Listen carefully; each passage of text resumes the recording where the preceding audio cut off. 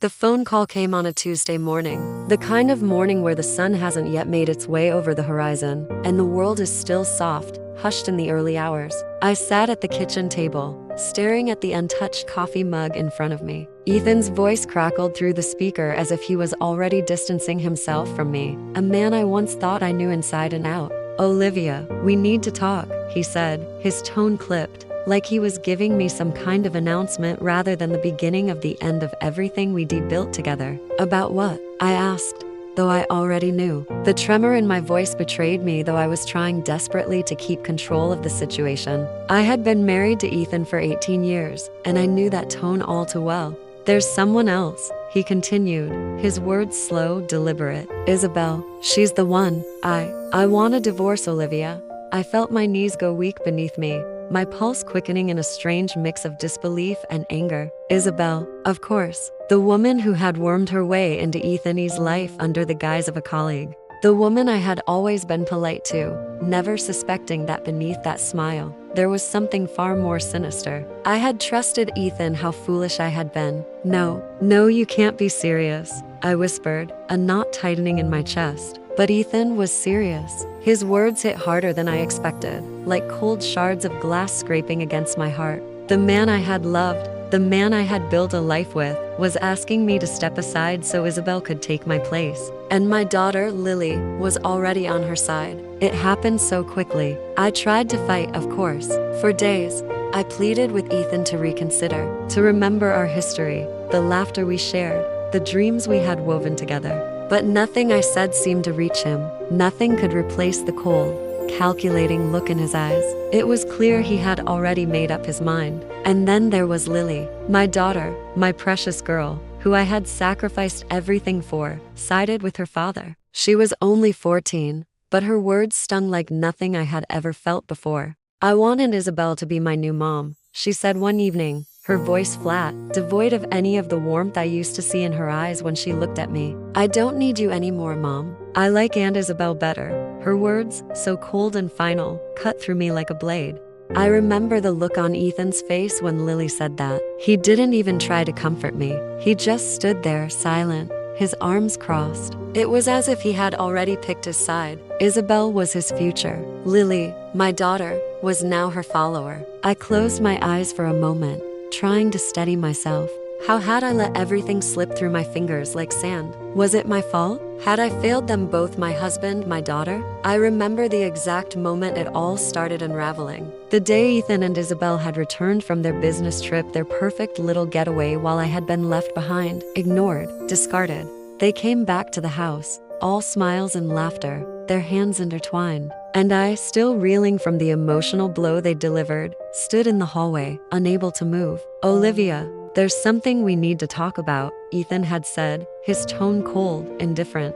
I had no idea that those words would lead to a life I never expected. A life where I would be cast aside for someone like Isabel, who had no real attachment to this family, only a selfish need to destroy everything I held dear. They didn't know it yet, but this wasn't over, not by a long shot. The days after Ethan's announcement felt like a blur. Each moment dragged on endlessly, a cacophony of hurt, confusion, and disbelief. I found myself moving through my own life like I was underwater, each step slower, heavier. There were moments when I couldn't even breathe. I stayed in the house for a while, even though it felt like a prison. The place where we had once made so many memories now felt empty, suffocating. Ethan's absence didn't help. It was as if his coldness had taken up physical space in the home. Lily was hardly ever around, always with Isabel, or so Ethan claimed. She had become more distant, colder. I tried to reach her, tried to remind her of the years we'd shared, the bond we had built, but she no longer seemed interested in me. It wasn't until the third night, when I couldn't sleep, that the anger finally began to rise within me. I paced the house, the echo of my footsteps the only sound breaking the silence.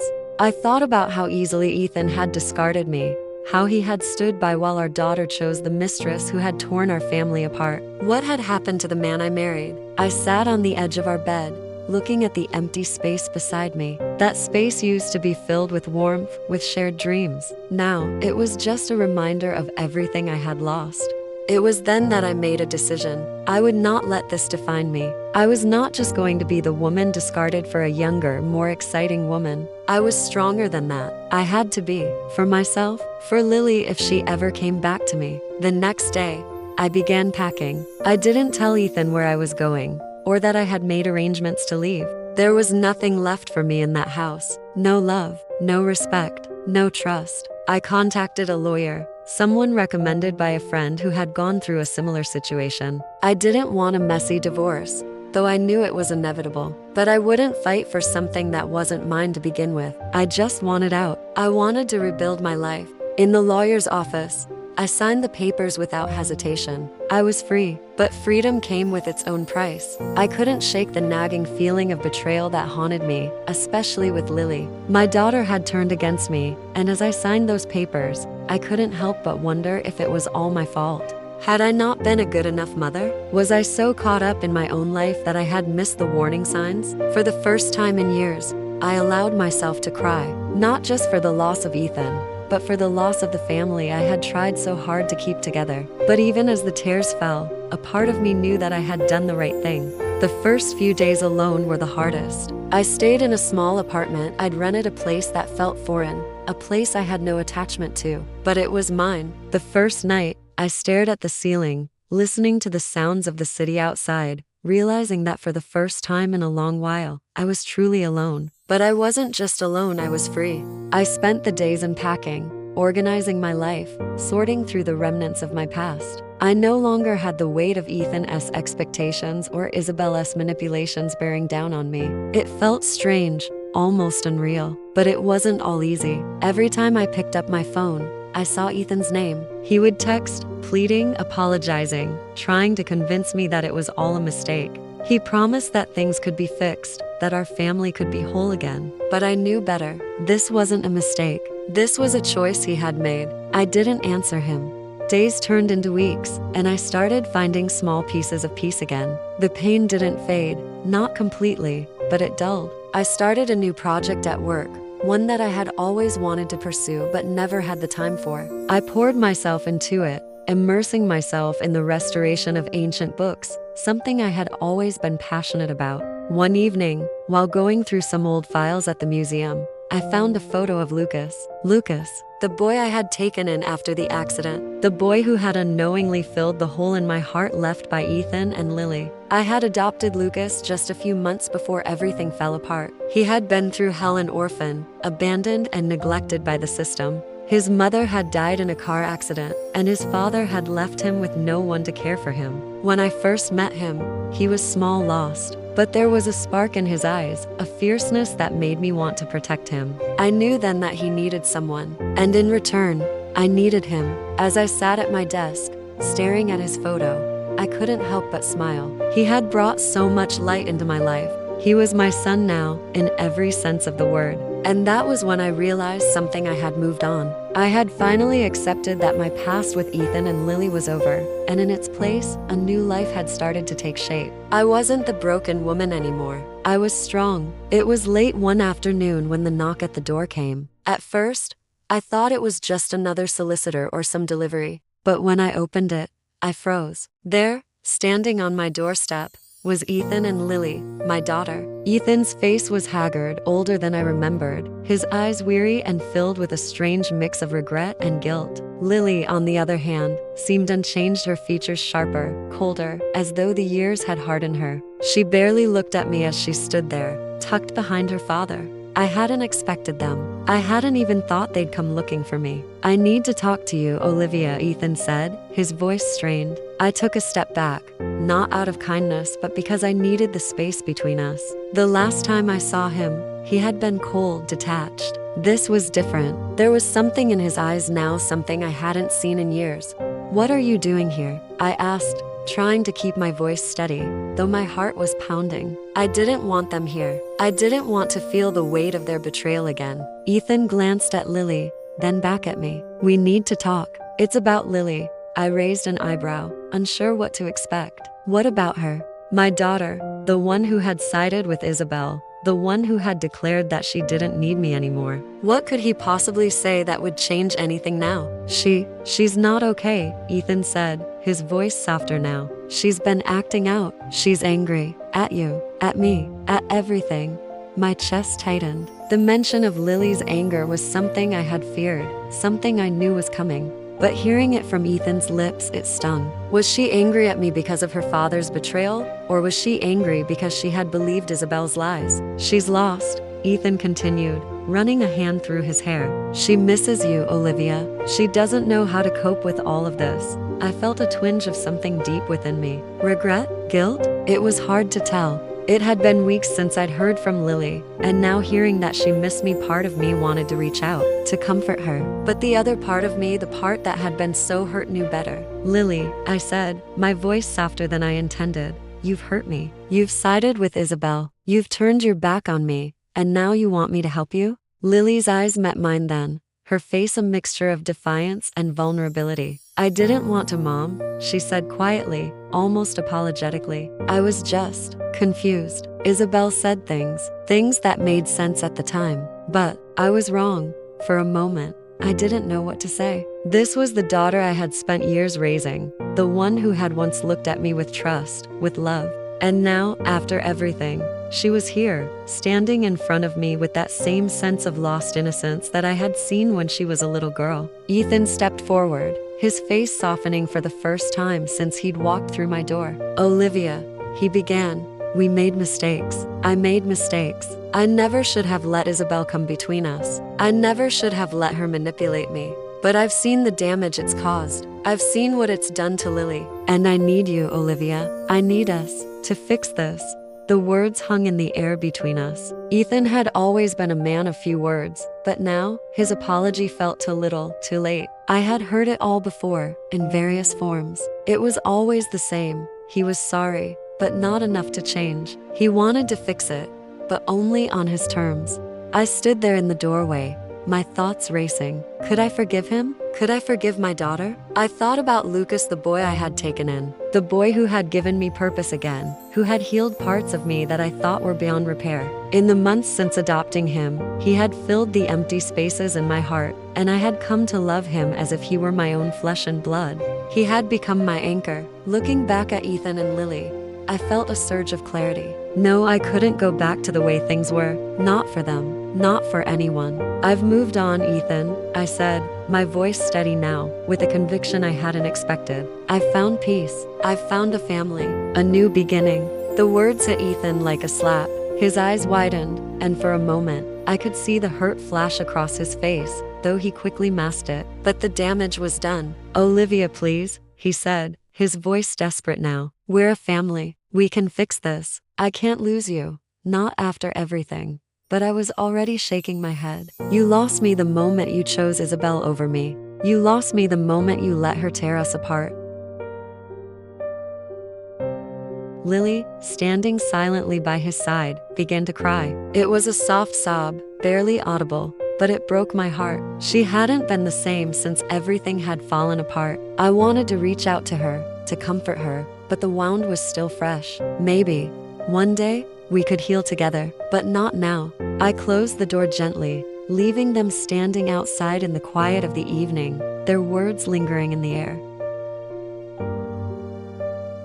That night, as I sat in my small apartment with Lucas, I found a strange sense of relief. The weight that had been on my shoulders for so long of trying to fix things, to make things right with Ethan and Lily, had finally lifted. I didn't need them to complete me anymore. I had to focus on what mattered now. Me, Lucas, my new life, and the revenge I would take, not against them, but against the idea that they could control my life. The days that followed the confrontation with Ethan and Lily were a blur of conflicting emotions. I had closed the door on them, both literally and figuratively, but that didn't mean they were gone from my mind. In some quiet moments, their faces would flash in my thoughts, memories I wasn't sure I wanted to keep anymore. But as I looked at Lucas, who was sitting on the couch, absorbed in a book, I knew I had to push forward. I had a future to build. The museum work was my sanctuary. I poured myself into restoring ancient books. Every page I worked on seemed to bring me a step further from the woman I used to be, and closer to the person I was becoming. Lucas would sometimes come with me to the museum, sitting quietly in the corner while I worked, sketching or playing with his toys. It was simple, peaceful, and it was mine. It wasn't until I was halfway through an intense restoration project, one of the oldest manuscripts we had ever found, that the past came knocking in a way I hadn't anticipated. I was carefully working on the delicate pages when my phone buzzed. A message. It was from an unknown number. Olivia, I know you think you're safe, but you're not. Ethan and I are still in your life, whether you like it or not. You can't hide from the truth forever. My heart skipped a beat. I stared at the message for a long time, the words sinking in. Isabel. I had known it wouldn't be this easy. I had underestimated her, thinking that by cutting ties with Ethan and Lily, I could be rid of her. But the fact that she had the audacity to contact me so casually, so threateningly, brought back the rush of anger I had tried so hard to suppress. How dare she? My fingers trembled as I typed a response. You've already taken enough from me, Isabel. Don't think you can intimidate me now. I hit send, but I knew it was only a matter of time before things escalated. Isabel wasn't the kind of woman who would simply let me go without a fight. I felt a pang of fear, but it wasn't for myself. It was for Lucas. I couldn't let her get to him.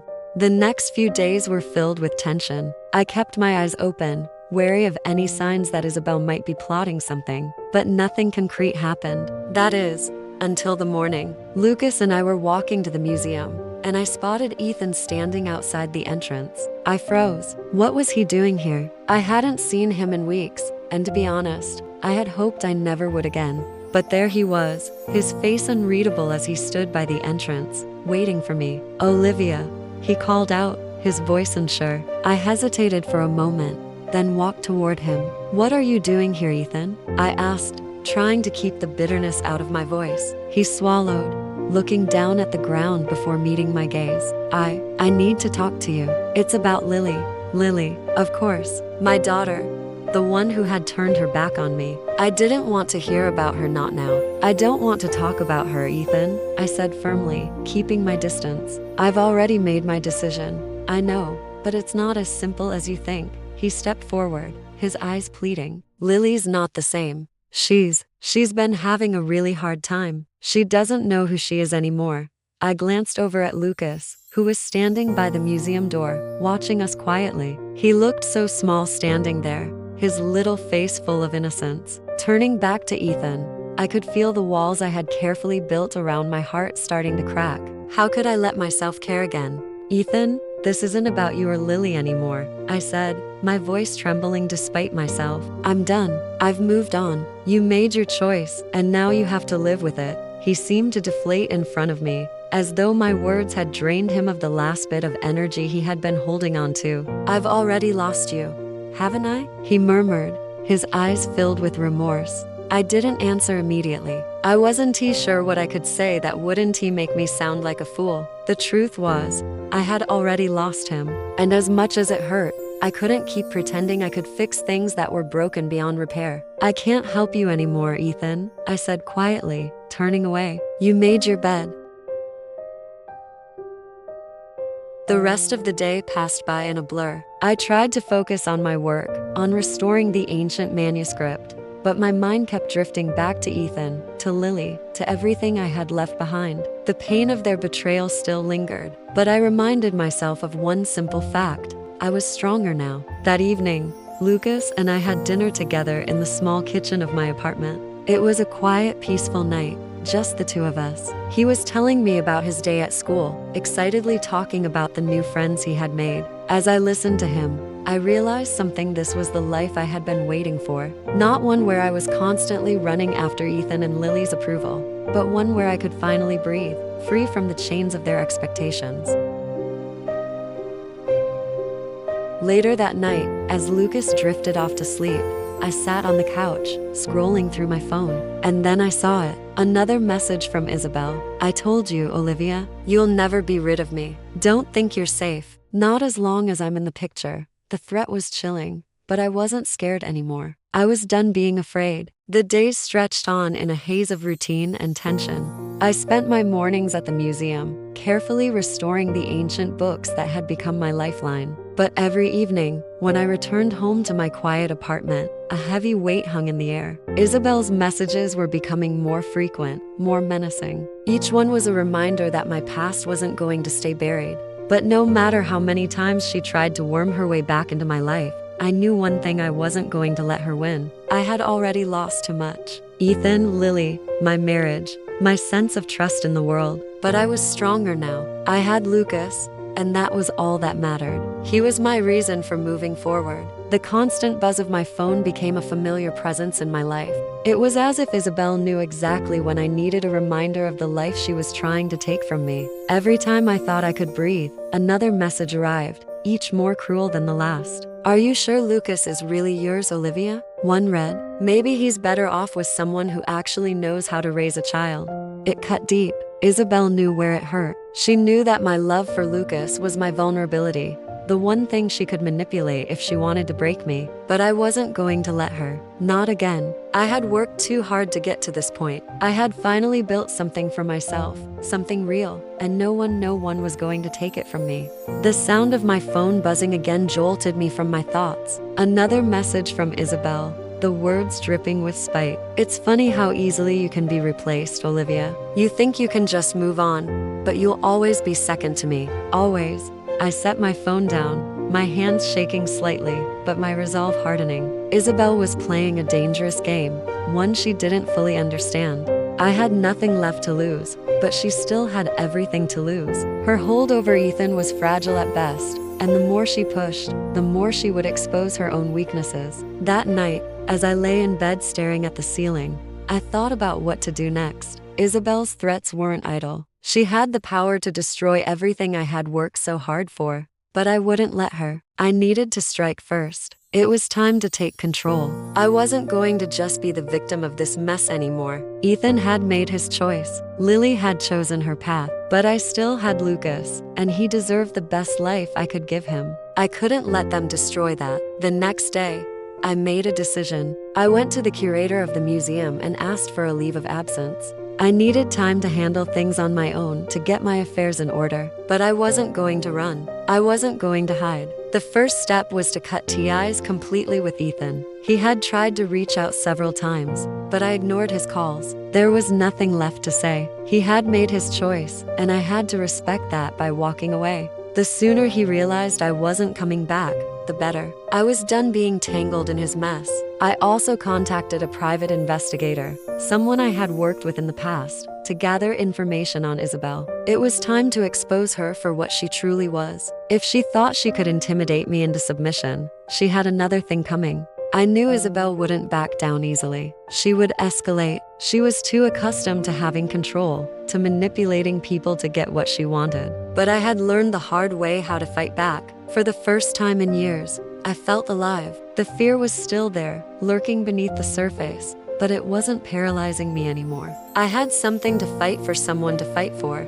That evening, I sat down with Lucas, looking at his smiling face as he showed me the little project he had been working on at school. His innocence, his pure love for life, reminded me of everything I had sacrificed for. And suddenly, it didn't matter what Isabel did or what Ethan said. I wasn't just going to survive. I was going to thrive. The next few days were a whirlwind. I filed for full custody of Lucas, ensuring that his future would be secure and free from the chaos Ethan and Isabel had created. I also arranged for a secure place for us to stay, far away from the watchful eyes of the past. I didn't know what was coming, but I was prepared for anything. And then, just as I thought things were finally settling down, I received a phone call. The private investigator had gathered some disturbing information. Isabel's past wasn't as pristine as she'd led everyone to believe. There were cracks in her facade, secrets she had worked hard to keep buried, and I had them all in my hands. I knew what I had to do.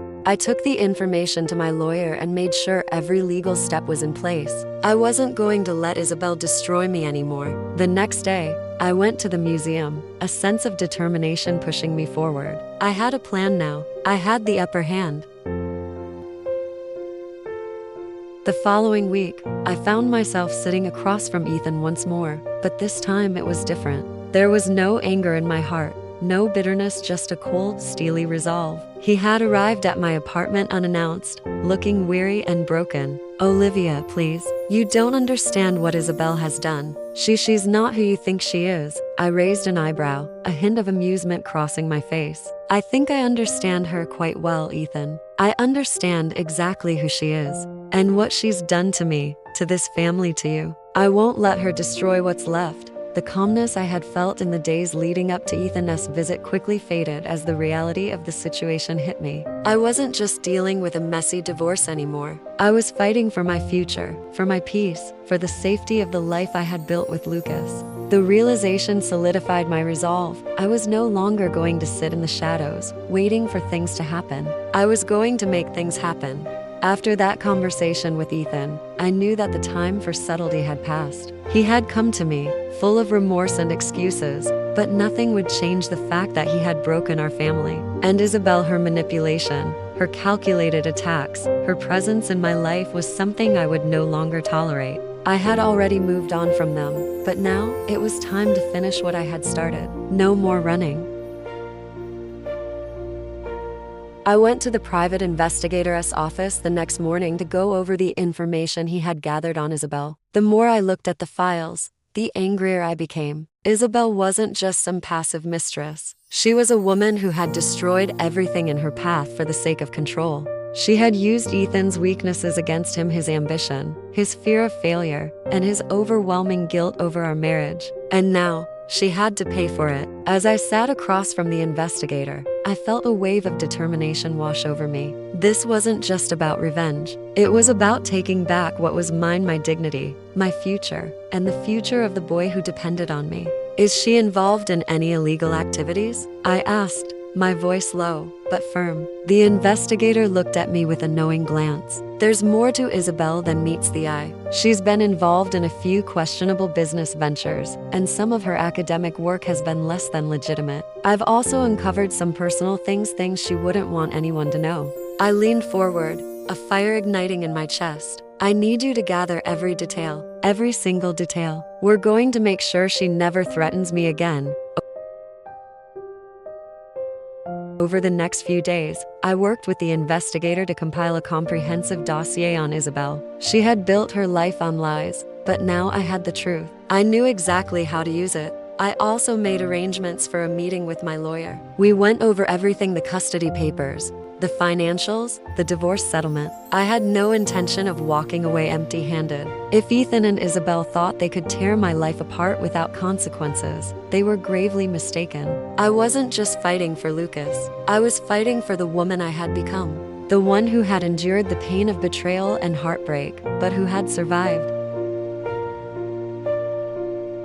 The day of the meeting arrived. My stomach churned with anticipation, but I wasn't nervous. This was it, the final step. I had made my preparations, and now I was ready to face both Ethan and Isabel. As I walked into the lawyer's office, I took a deep breath. The air was thick with tension, and I could feel the weight of my decision settling over me. There was no turning back. Ethan had agreed to meet with me to discuss the divorce settlement, but I knew this wasn't just about money or custody. It was about power, and for the first time in years, I wasn't going to let him control the narrative. When Ethan walked into the office, he looked different. He had lost weight, and his face was drawn with worry. There was a subtle tremble in his hands as he sat across from me, but I could see the same old desperation in his eyes. "Olivia, please," he said, his voice soft but insistent. "We can still fix this.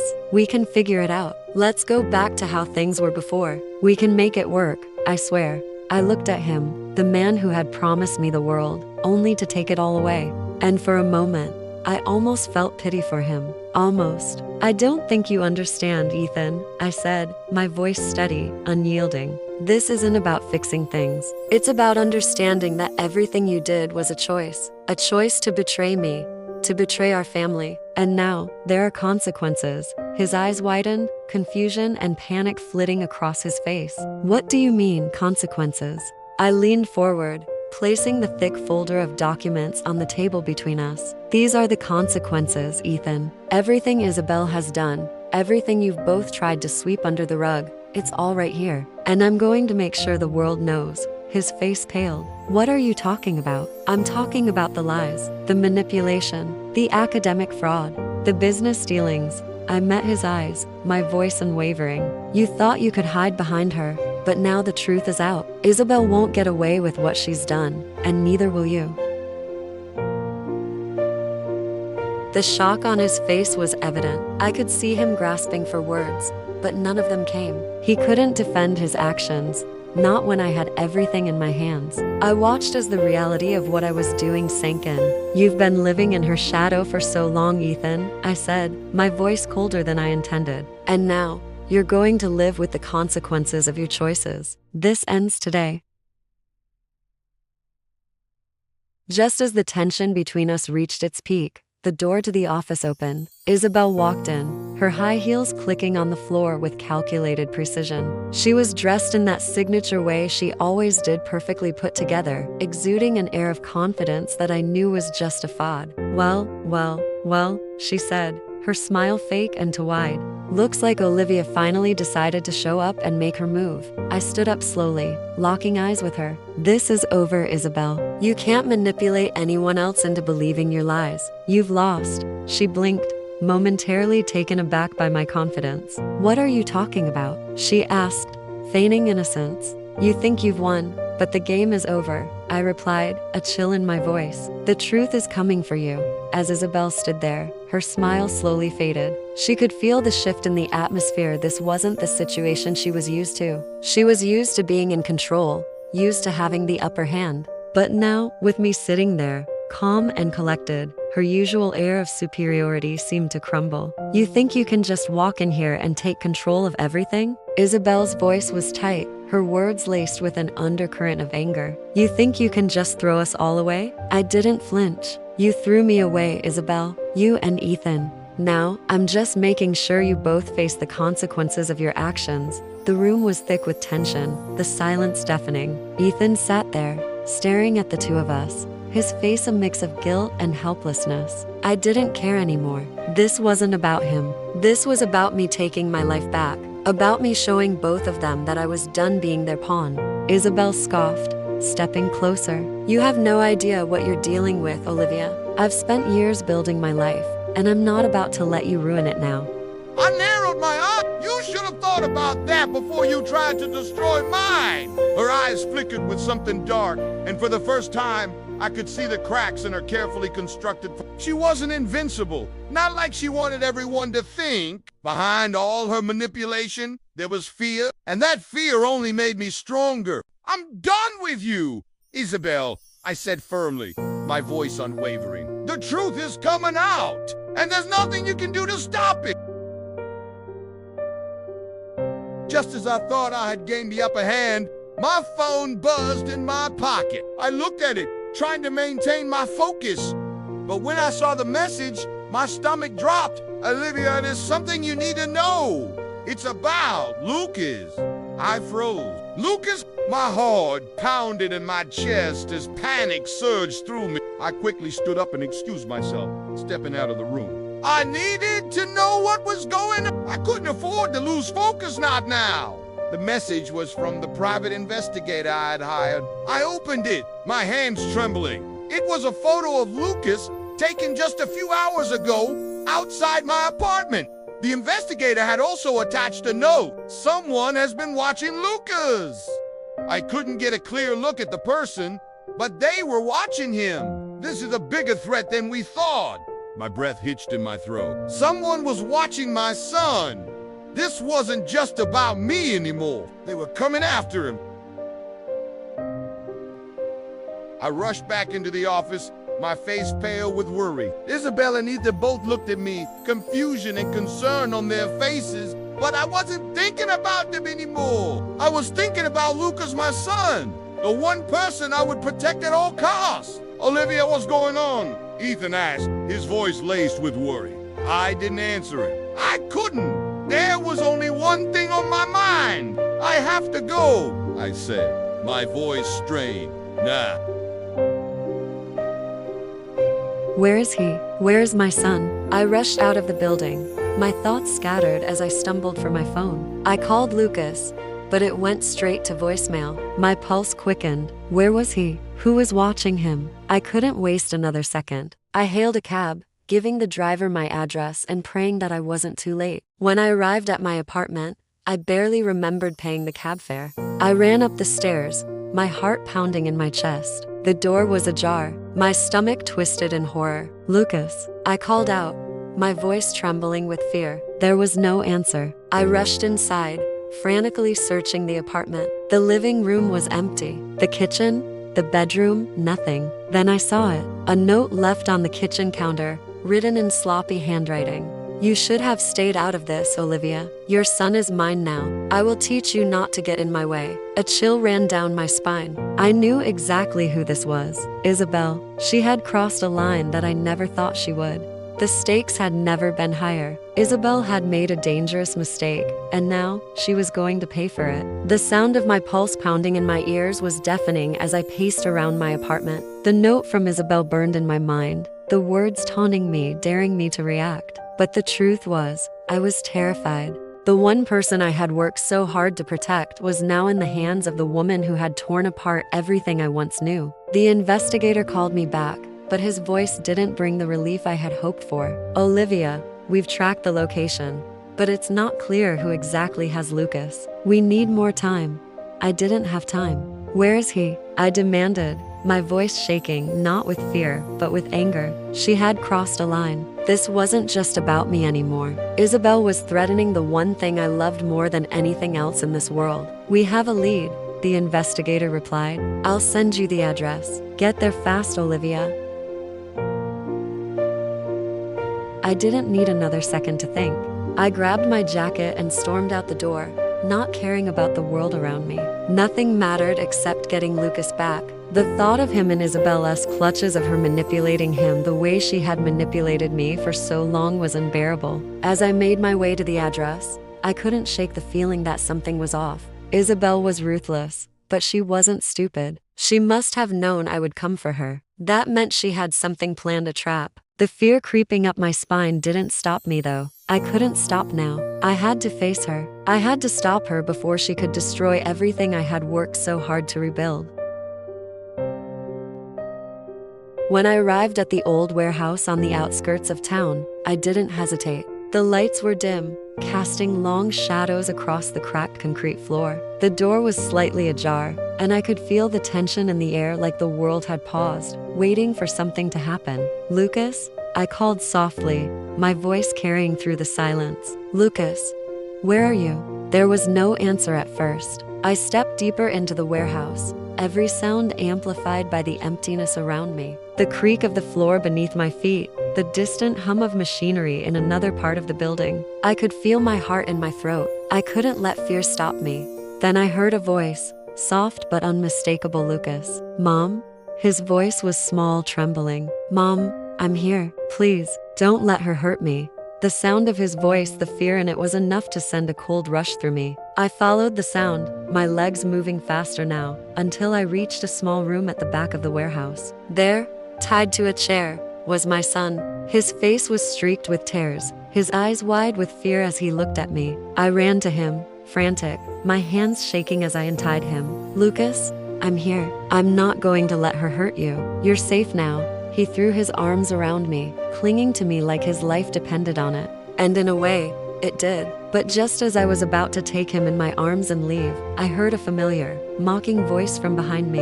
Well, isn't this touching? I spun around, my blood running cold. Isabel stood there, her smile wide and cruel, watching us from the doorway. Did you really think it would be that easy, Olivia? You thought you could just walk in here and take him back?